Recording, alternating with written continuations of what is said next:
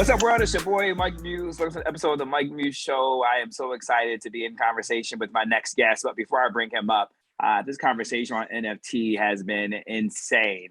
This probably is one of the most frequently asked questions that I get from you in my DMs, on Twitter, on the Ask Mike segment, on the morning show, to this show, the Mike Muse Show, and even just in everyday movements around the country. I always get asked about NFTs. And I said, you know what? I'm just going to do a show around NFTs to get the conversation started. And in doing this show, I've recognized that I probably need to do more of a deeper dive. And so be prepared now for me to have a larger conversation around NFTs. But I couldn't think of a better person to really lead me in this NFT discussion than my next guest. Before I bring him up, NFTs right now are extremely popular in the creative space. I'm not saying it can't be used in other spaces, but in the creative space in particular, it's very, it's becoming a topic of conversation daily. It's becoming a lot of strategic marketing, branding opportunities for the creatives in art and in music specifically. And so I couldn't think of a better person to bring this on from the art side, but can also talk about the creative side. That's just who he is my good friend. And when I say he's a friend, he's the definition of not wanting to see your friend fail. And that's an inside joke for today's conversation. And he knows exactly what that means. Ladies and gentlemen, the dynamic, the talented, the independent curator and cultural critic in all things art, Mr. Larry Ossei-Mensah. What's happening, Larry? Hey, Mike, what's up? How are you? I'm happy so good, man. Yo, you look great. That LA sun is looking good on you, brother. Yeah. I'm here at the Underground Museum in Los Angeles. It was co-founded by a good buddy of mine, Noah Davis, who's an iconic painter who really was about community, making art accessible. And so I'm happy to be talking to you from this location. You know, it's so funny, Larry, when you were getting situated, I was going to ask you where you at that museum. I've actually been there before. Yeah. It's a beautiful space for culture. It's also a beautiful space for community. Exactly. In terms of how inviting they are with community to come in and engage and share in the art space. And he was an incredible artist that has incredible vision for him in of itself.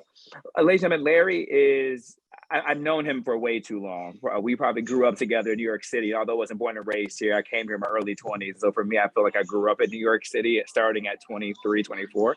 And so Larry was somebody who I met early on in New York City. And he has always had a love for art, but he really wasn't working in the art industry when I met him. But ever since then, I've seen this brother's passion turned into an actual career to where he has co-founded this incredible art collective called Art Noir.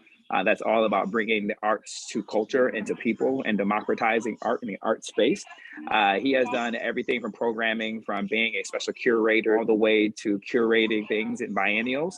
He's worked everywhere from New York to Rome to Germany to the continent of Africa, you name it. Larry has had his hands in it, and Larry has ties to almost every artist I was going to say in the country, but Larry is global, so in the world. So if you can think of an artist, you heard of an artist, Larry's either worked with them, knows them, had dinner with them, or drinks with them, or they're on his Instagram somewhere.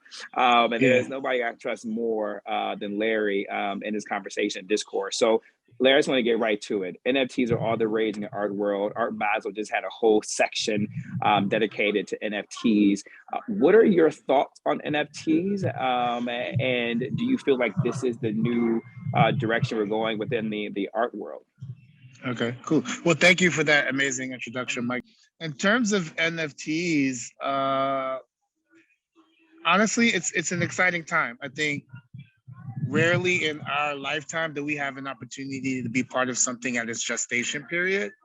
And I think there's a lot of excitement around it in terms of the possibilities with regard to now you have a plethora of artists who are graphic designers or maybe were digital artists and that's their medium. And now they have a community, they have collectors, they have an ecosystem that they can be part of. And then secondarily, I think the conversation really has been about ownership, but then also the potential to make future earnings, right? Because typically what happens with a physical object, let's say I buy a painting from you, Mike, for $100, you know, because you love it, it's amazing. I, as an artist, I blow up, and then you now could probably sell that painting for $10,000, right? So typically what happens is if you're selling that, we'll say private sale to another person, the artist will not get anything unless that was previously agreed. Or if it goes to auction, where it's like, you think you could get 10,000, but you end up getting 100,000. There's only a number of places in the world where the artist actually, it's by law, they get a royalty. And so NFTs, just by function, with regard to the smart contract and what you negotiate, an artist can then receive a 10% royalty, for example, in perpetuity every time this object is sold, right? And so for me, that's exciting because I want artists to benefit from their creativity. This is intellectual property. I think we don't always recognize that. And that's something that I learned, previous to coming to the art world, worked in marketing and advertising. And I think that's been able to allow me to kind of understand the various cross sections and opportunities right now. And so I've been doing my best to work with artists, whether they're digitally native or artists who want to work in the space. So for example, a good friend of mine, Chris Lyons, who runs Cultural Leadership Fund, and Derek Adams, we collaborated to work with Jay-Z to celebrate Reasonable Doubt. And we released an NFT last year that sold through Sotheby's. And Derek is primarily known as a object-based artist making paintings and sculptures, and this was his first NFT. But for him, he embraced it as just another medium and another way to express ideas. And so I think, the opportunity to express ideas, reach a multitude of audiences, an opportunity to make money in perpetuity through royalties, but then I think creating a broader access to the art world, which historically has kind of been insular, is something that, NFTs, Web3, metaverse is really stimulating right now. So Larry, what you were just saying was absolutely perfect. That's why I thought couldn't think of a better guest for you to come on. And speaking with Roger Dickerman, my previous guest, he was on really talking about the technical aspect of NFTs. He's also came from the blockchain perspective. He also kind of gave us a 30,000 perspective and overview of this space from the digital perspective.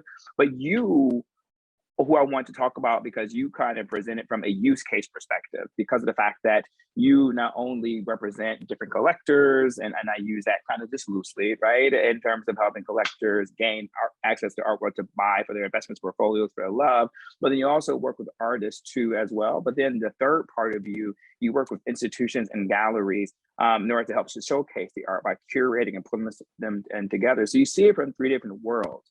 Before we get into that Jay-Z use case, I actually just want to do a deep dive into that. You mentioned democratization, and I actually mentioned that in your intro. You mentioned the art world being insular. How do you see NFTs being a democratization in the art? Because right now, Larry, we see NFTs as, well, there's this narrative out there that NFTs are for rich millennials or for young folk who has just disposable income to get into this. And that seems to be a narrative. Can you talk to us about the democratization and, soul, body, how does it feel to you? Because I talk a lot about sometimes art and art collecting is about, how do you feel, about the piece more so than it is about the investment. I know my audience is dying. I've been dying to hear from you about this Jay-Z piece. So if we can end the conversation and talk to us about, audience, I'm a friend and I didn't even know about this. And I'm up to date with so much on Larry, but that's a good thing. That means Larry is just killing it. I can't even keep up with this brother. Talk to us a little bit about this use case with Jay-Z. What did it look like? Why did he do it? And then what was the gain? And not just economically, I'm talking about the numbers specifically, but just what was the gain? Yeah, so basically, Chris Lyons was a good friend of mine. He runs the Cultural Leadership Fund. He's a general partner in Andreessen Horowitz, and he's been my mentor in helping me on this Web3 NFT journey. Reached out to me. He works with Jay, and Jay was looking for a way to celebrate Reasonable Doubt in a way that felt unique and different. And he said, what do you think about Derek Adams maybe doing something? And Derek has been a good friend, mentor to me over the last 15 years as a curator. And Jay also collects Derek's work, so that, there was a familiarity in terms of who he was as an artist. And, so it was something that I proposed to Derek, and Derek has always just been someone who is open to doing technology, new opportunities. It was something for him that was going to be fun and interesting. And so we basically connected the dots, and Derek what he did first is he actually created a painting.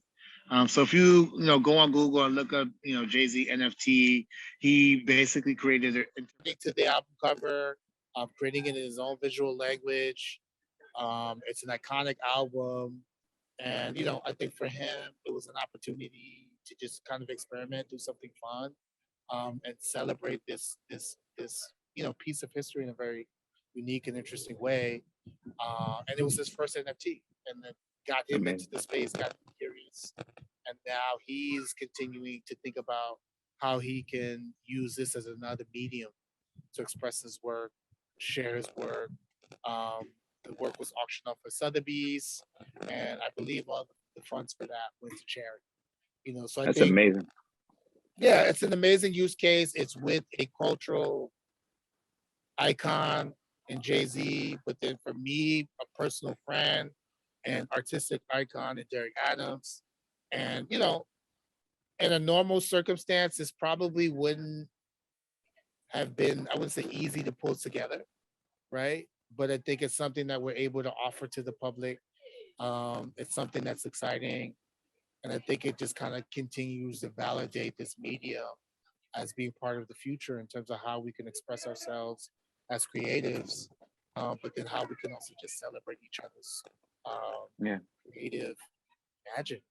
And so, I love that. I played a small part, and so that's why I didn't shoot from the rooftops. For me, it was just I did my part to connect the dots. It was really Derek as the artist, and Chris, who's got all the knowledge about the space, and obviously Jay being open to the collaboration. So it's something that I'm happy to have been a part of, and excited to see what more we can put in. Larry Ossei-Mensah, thank you so much for your time, brother. Your insight that you provided was absolutely incredible.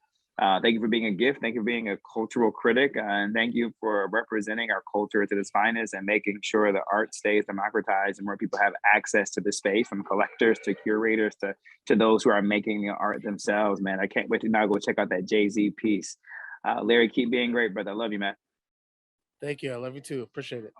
Ladies and gentlemen, this has been our show for today. What an incredible day. Please go out and continue to enjoy your Saturday. Go out and check some art. If you live in New York, walk around Chelsea for a minute. Check out Larry's new show that he has coming out. That's in show right now at the Marion Bosky Gallery in Chelsea. You won't be disappointed. Make sure you follow this guy. And you know what? Go see some art after your brunch. All right. Talk soon. Peace.